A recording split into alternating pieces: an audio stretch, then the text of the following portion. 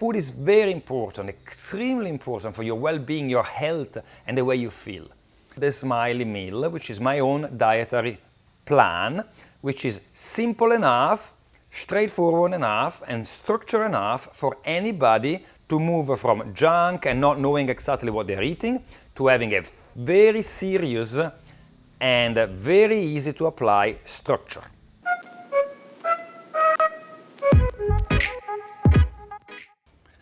Hello, today it's about food, and food is the stuff you eat every day. So that's kind of important, isn't it? For many people, food is not so important. For many people, food is an afterthought. It's true, you are what you eat, because from the food that you eat, you get all the building blocks for your own body. So that's pretty simple, right?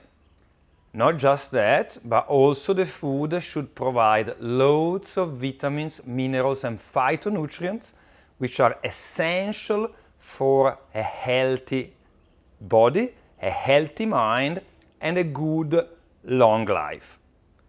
Food has a huge and remarkable impact on the way you feel, on the level of attention, focus, and how you perceive the world. The impact of food is really major for that. If you're feeling a little bit low and you have a piece of chocolate, you know how your mood changes, doesn't it? I am a nutritionist and I love looking at food, and I've been doing it professionally, obviously, and also I think it's a bit of a passion for me. I love going to food markets, I love to source food, cook food, prepare food, eat the food, obviously.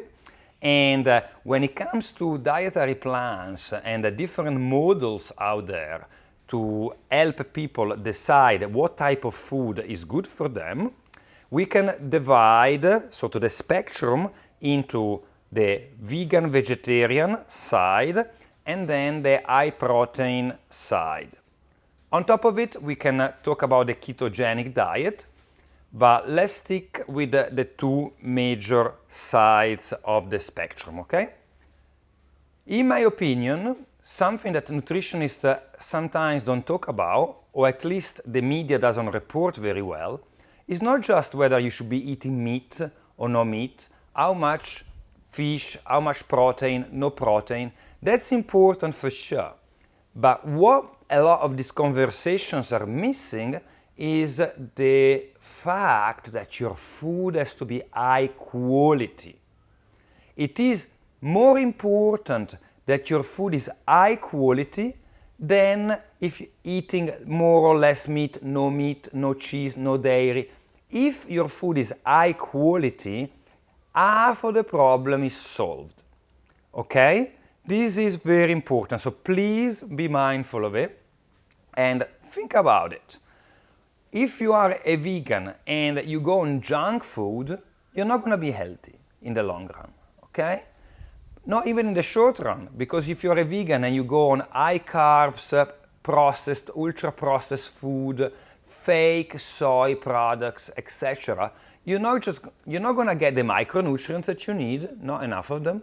You're not going to get good quality macronutrients because processed food is low quality, is adulterated, because the structure of the food, is overheated, is processed, it's been preserved for a long time to keep the shelf life.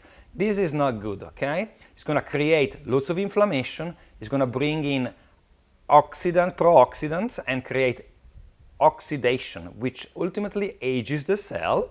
But also, if you have unbalanced vegan food, you're going to go on a roller coaster of high sugar, low sugar, high sugar, low sugar, which is very taxing for your adrenal glands. It's very bad for your insulin sensitivity, terrible for your cardiovascular system, etc. Okay? On the other side of the spectrum, if you're going high protein, some people can do well, with the high protein, but you need a ton of vegetables because meat is acidifying in nature. Meat is quite tough on the kidneys sometimes, okay? There's a side product of meat digestion, which is ammonia. In order to have a good quality paleo-style diet, you need a ton of vegetables. You need your broccoli, your pak choy, your green leafy, your parsley. You want so many plants that's going to give you the fiber that you need, but also they're going to alkalize the blood as well, okay? Very important. So on the right side, if you go with lots of commercial chicken, full of antibiotics, full of heavy metals, etc., or even worse, if you go with processed meats, ham, sausages, bacon, all this stuff ain't good for you, okay? So it doesn't really matter if you stand to be more on the left or a little bit more on the right, I mean, it does matter too, but that's a second thought in my opinion. The most important thing is that you get rid of anything which is processed, particularly ultra-processed food. There's research showing it, but you don't need research, you know it, the way it makes you feel, Stuff like Doritos, like Cheerios, sugary cereals, any kind of like snack that you can think of that comes in a package pretty much from a big company. The second step, let's talk about it, is to understand if you're predisposed to do better or worse with more or less protein. True. The second step is to look at your carbs intake. So first of all, carbs need to be low glycemic index, which means they have to carry fiber and protein. But then, of course, you want to also see what kind of measures and what carbs, And that is really important to look at, but it's a second step. Ayurveda, Chinese medicine, the metabolic typing test, there are different ways that you can do different tests and different assessments to see if you're generally, naturally predisposed to do well with protein or not, etc. And also depending on your age and your lifestyle and where you live, okay? If you live in Northern Europe or if you live in the tropics, different climates, maybe different kind of food. And if you're 25 years old or you're 55 years old, maybe as a 55 years old you want to lower your protein intake a little bit. As a young person instead, you want to build muscles and be very active in life, maybe you need a little bit more protein. But that's a second step. The first step is to go whole food only, or at least whole food 80% of the time, which means sourcing natural ingredients that are not processed. Try to cook as much as you can yourself. If you're eating out, make sure that you go to healthy restaurants. You go to outlets where they give you full transparency of the kind of ingredients they put in your food. And there's nothing that sounds like a chemical compound, okay? Nothing that sounds really strange and non-food-like. And there's plenty of stuff they put in the food, in the processed food. Plenty of it. So my tips now to go whole food is, first of all, plan your meals. When you're moving from having a low priority, way of looking at food, you want to go up the pecking order and make sure that food is a priority to you, particularly if you're struggling with it since a while, particularly if you're overweight, if you have an inflammatory problem, if you're not feeling so good in some ways or another. Okay? Food is very important, extremely important for your well-being, your health, and the way you feel. So it should be, considered as a priority. So you want to plan your meals, that you look at what you're eating, that you're very present when you're about to make food choices, that this is not emotionally driven. It's not that you feel very bad and then you want to compensate with ice cream from Unilever, okay? Know what you're eating later today. Why not? And then, when you go out shopping, be very rational about it. The first thing you want to avoid is to go shopping for food when you're feeling hungry. So you don't want to do shopping at 7 p.m. after a long day at work where you're feeling hungry, you're feeling low, and you're going to be game to the supermarkets, okay? Remember, the way they position the food is all structured to make sure that you spend as much money as possible and that you are impulsive and emotional about buying the food. Not good. So remember, you are in the supermarket there and you want to go after the good quality whole food ingredients and you want to have a list of things that you want to buy. Because if you don't have a list and you're thinking of what you're doing later or what you did in the day, then you're going to be non-mindful and you're going to pick up stuff that you don't need. And if you pick stuff that you don't need and then you keep it at home, in the cupboard, and you want to get rid of it, sooner or later you end up eating it. So that's not good. Okay? Rational shopping is very important, and these days most people do online shopping, which is great. So your online shopping list, once it's set on the website of the supermarket or grocery store, then it can be, reordered and reordered. So make sure you take a good look at it and eliminate 3-4 things that they're not so balanced. My recommendation for it, unless you're an expert, unless you've been looking at it very, very well for a long time, is to keep a way of feeding yourself, which is kind of middle of the road. I wouldn't go to the raw vegan diet, and I wouldn't go to the Atkins paleo diet immediately, okay?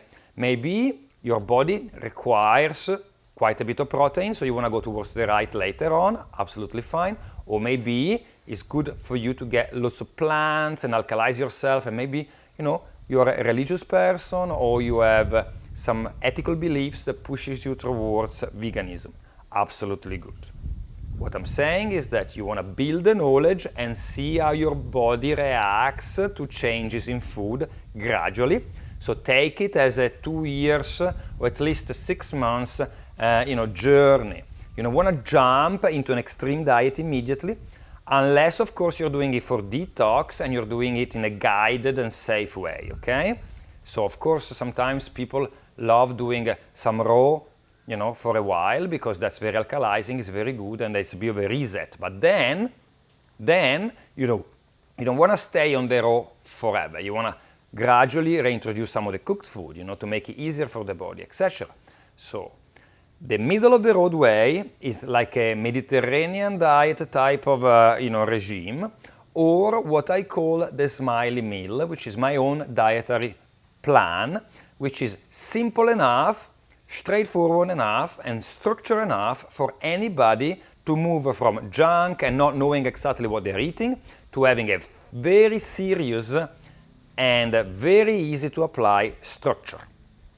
So whole food only, starting with fruit, because you need some fruit, fresh fruit, seasonal fruit.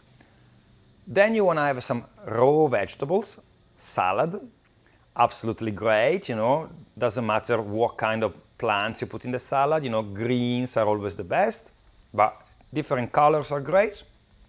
Then you want to have some cooked food, because cooked food is yummier typically and easier to digest and is warming, particularly if you're in a cold climate. Could be a ratatouille, could be a stir fry, could be a soup, could be a curry, a stew. And then you want to take care of your protein. Again, protein is something that is very important for the body, because your structure is based on protein, because it's good for neuropeptides, for instance, for the immune system. You need a certain amount of protein, and depending on your lifestyle and your age, you might want to have a little bit more or a little bit less. But a protein source could be good quality pasture-raised meat, wild-caught fish. You have the lovely beans, chickpeas, lentils. I eat a lot of plants myself, and I love the pulses category. Remember, pulses carry quite a bit of carbs, so if you get a pulses type of protein dish, then you want to lower the grain intake a little bit. Otherwise, what you do once you have your protein source in place, could be eggs, could be tempeh, then you want to go and have a little bit of whole grains. And here, you can choose to have some glutinous grains if you think gluten is not a problem for you. Most people don't do so well with gluten, so I always recommend you try some amaranth, some buckwheat. Try something new. And even the pseudo grains like quinoa is good. And then you have rice. I love rice. I live in Asia, and rice is my staple grain for sure. I always recommend the grain portion to be moderate, because grains can be great, but they can also be inflammatory. So make sure you fill yourself up with the plants first, the fruit, the vegetables, raw and cooked, and have some quality protein, and then you can have some grains too.